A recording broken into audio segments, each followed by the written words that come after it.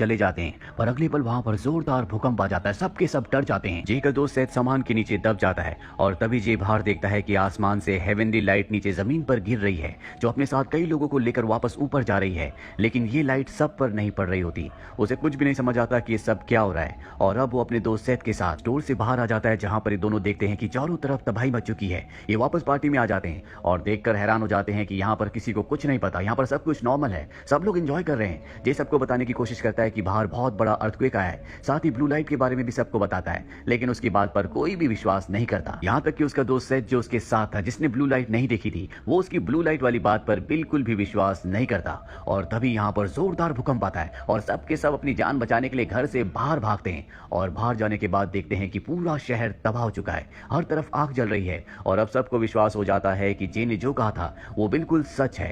पर इससे पहले कि ये यहाँ से कहीं निकल पाते, जमीन फटना शुरू हो जाती है, जिसमें बहुत सारे लोग गिरने लगते हैं, जिसमें हॉलीवुड के बड़े बड़े स्टार्स भी होते हैं। जे भी उस गड्ढे के किनारे पर लटक जाता है, पर किसी तरह से वो वापस ऊपर आ जाता है। वो एक एक्टर को बचाने की कोशिश भी करता है, लेकिन उसे बचा नहीं पाता और वो उस गहरे गड्ढे के अंदर गिर जाता है। और इस गड्ढे को देखकर ऐसे लगता है जैसे नर्क का द्वार है। अब जे वापस घर के अंदर आता है, जहाँ पर वो देखता है कि जेम्स, जोना, सेथ और क्रेग चारों के चारों घर के अंदर अब भी सुरक्षित हैं। वो सब के सब डरे हुए हैं, जबकि पार्टी में आए हुए बाकी सभी लोग मारे जा चुके हैं। ये टीवी पर न्यूज देखते हैं, जिसमें बताया जाता है कि पूरा का पूरा लॉस एंजलिस पूरी तरह से तबाह हो चुका है। ये सब के सब डर जाते हैं और अभी तय करते हैं कि घर में जितना भी खाने पीने का सामान है, ये सब उसे सुरक्षित रखेंगे और बहुत संभल कर खाएंगे, क्योंकि इन्हें नहीं पता कि यहाँ पर हेल्प कब और कैसे आएगी।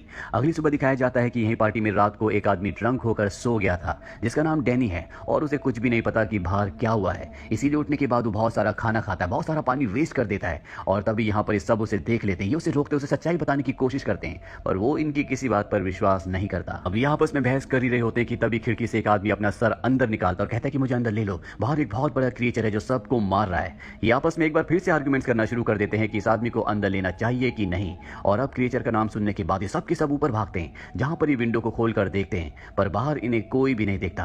फिलहाल ये उस आदमी को अंदर नहीं लेते।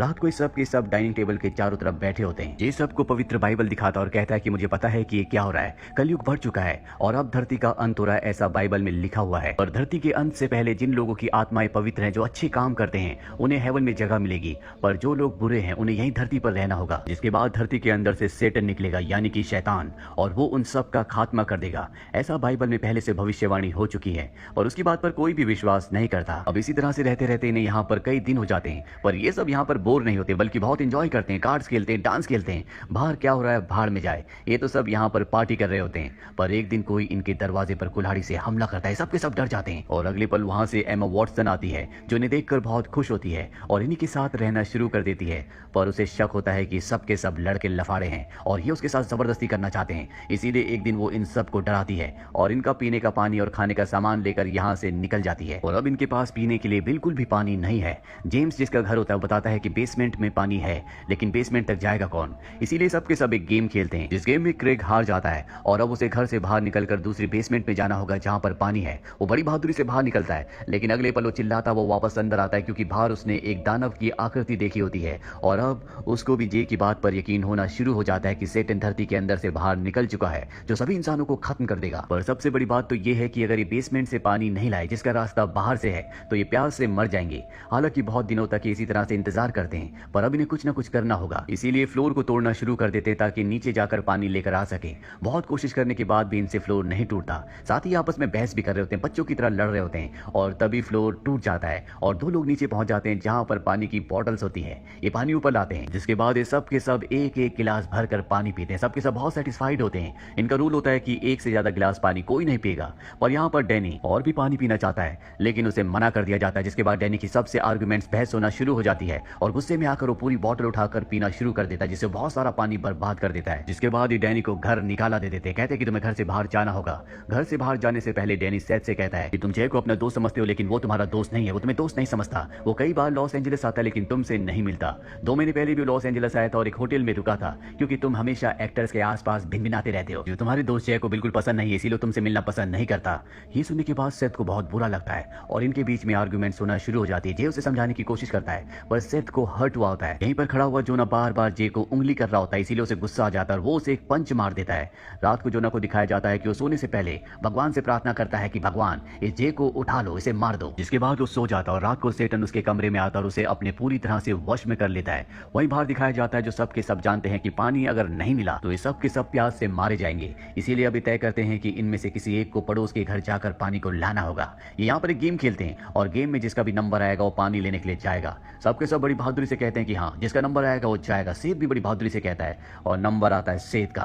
पर नंबर आने के बाद वो बहुत डर जाता है और साफ साफ मना कर देता है कि मैं पानी लेने के लिए नहीं जाऊंगा। इसीलिए जे और क्रेग को जाना पड़ता है। वो पड़ोसी के घर में पहुंच जाते हैं और तभी बुल जैसा दिखने वाले एक दानव इनके ऊपर हमला कर देता है। ये उससे बहुत डर जाते हैं और अपनी जान बचाने के लिए वापस जेम्स के घर आ जाते हैं। पर यहाँ पर जो जोना होता है उसके ऊपर सैटन ने पूरी तरह से अपना कब्जा कर लिया है। वो इनके ऊपर हमला कर देता है और ये पाइप से उसके ऊपर हमला करके उसे बेहोश कर देते हैं, जिसके बाद उसे बांध दिया जाता है। जब उसे होश आता है तो देखता है कि वो बंधा हुआ है। सैटन का कब्जा अब भी उसके ऊपर है और ये चारों के चारों तय करते हैं कि पवित्र मंत्रों का उच्चारण करके उसे सैटन के कब्जे से छुड़ा लेंगे। पर इससे पहले कि ये ऐसा कर पाते, जे और सेथ के बीच में बहस हो जाती है और ये आर्गुमेंट्स इतनी बढ़ जाती है कि कैंडल गिरने की वजह से जोना के बिस्तर पर आग लग जाती है, जिसे शैतान के कब्जे से छुड़ाना चाहते थे। अब वो इन्हीं की वजह से आग के कब्जे में है। वो बिस्तर से अपने आप को छुड़ाकर घर के चारों तरफ भागना शुरू कर देता है, जिससे पूरे के पूरे घर में आग लग जाती है। मजबूरी में इन चारों को घर से बाहर आना पड़ता है और जोना बाहर नहीं आ पाता, जिस वजह से उसकी मृत्यु हो जाती है। अभी चारों के चारों यहाँ से जेम्स के दूसरे घर जाना चाहते हैं, पर तभी एक बहुत बड़ा उड़ने वाला दानव जो कि सैटन है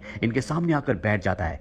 क्रेग इन तीनों से कहता है कि तुम यहाँ से चले जाओ, मैं इसका ध्यान अपनी तरफ आकर्षित करता हूँ। यानी कि वो अपने तीनों दोस्तों को बचाने के लिए अपना बलिदान देना चाहता है। ये एक अच्छा काम है जो पवित्र आत्मा ही कर सकती है। जे जेम्स और सेथ कार में बैठ जाते हैं और वहां दानव क्रेग के ऊपर हमला करता है, पर इससे पहले कि वो उसे हमला करके मारता, ऊपर से नीली रोशनी आती है और उसे अपने साथ हेवन में ले जाती है। ये तीनों देखकर हैरान होते हैं और ये समझ जाते हैं कि अगर इन्हें हेवन में जाना है, इस नर्क से मुक्ति चाहिए, तो इन्हें अच्छे काम करने होंगे। अभी अपनी कार से आगे बढ़ ही रहे होते हैं कि तभी इनकी कार एक बस से टकरा जाती है, जिसके अंदर बहुत सारे इंसान जैसे दिखने वाले ज़ॉम्बीज होते हैं जो इनके ऊपर हमला कर देते हैं। और इन सब का लीडर और कोई नहीं बल्कि डैनी होता है, जिसे इन्होंने घर से बाहर निकाल दिया था। पर इससे पहले कि वो सभी लोग इन्हें मारते, जेम्स सेथ और जे से कहता है कि तुम दोनों के दोनों यहाँ से निकल जाओ, मैं अपना सैक्रिफाइस करना चाहता हूँ। दरअसल इसमें उसकी चाल होती है, वो हेवन जाना चाहता है। सेथ और जे यहाँ से भागकर इन दानवों से दूर हो जाते हैं और इससे पहले कि दानव जेम्स को मारते, आसमान से नीली रोशनी आती है जो धीरे धीरे जेम्स को ऊपर उठाना शुरू कर देती है। जेम्स बहुत खुश हो जाता है, उसका मकसद पूरा हो गया। भले उसने किसी वजह से अपने दोस्तों की जान बचाई थी, पर था तो वो अच्छा काम ही।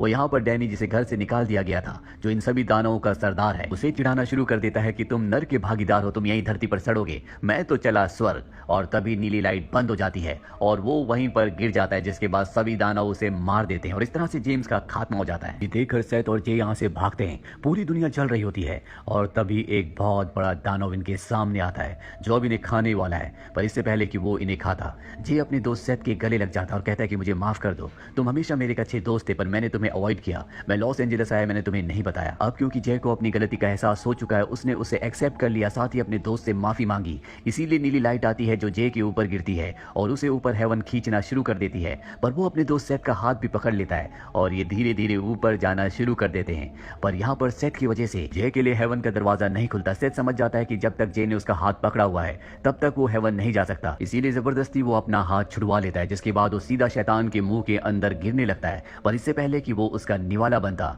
उसके ऊपर भी नीली रोशनी गिरती है और अब ये दोनों के दोनों ऊपर स्वर्ग में हेवन में पहुंच जाते हैं, जहां पर इनका साथी क्रेग इनका स्वागत करता है और कहता है कि ये स्वर्ग है, हेवन है, यहाँ पर जो भी तुम इच्छा करोगे वो तुम्हें मिल जाएगा। जे जो कि बैकस्ट्रीट बॉयज बैंड का बहुत बड़ा फैन होता है, वो उनकी विश करता है, जिसके बाद यहाँ पर वो पूरा का पूरा बैंड अपने ग्रुप के साथ आ जाता है और इनके लिए परफॉर्म करता है और हेवन में जितने भी लोग होते हैं सब के सब यहाँ पर डिस्को करते हैं। इस कहानी से हमें समझाने की कोशिश की गई है कि इंसान को हमेशा अच्छे काम करने चाहिए, बुरे कामों का बुरा नतीजा होता है और जो लोग अच्छे काम करते हैं अंत में उनके साथ हमेशा अच्छा ही होता है। इस दुनिया में स्वर्ग और नर्क इंसान के अच्छे और बुरे कर्मों के हिसाब से उसे दिया जाता है। हालांकि इस थियरी को कोई भी प्रूव नहीं कर सकता, लेकिन अच्छे काम करने से एक बात जरूर होती है कि आपके दिल और मन में हमेशा खुशी रहती है। तो ये थी पूरी कहानी दिस इज द एंड की। उम्मीद करते हैं कि ये कहानी आपको पसंद आई।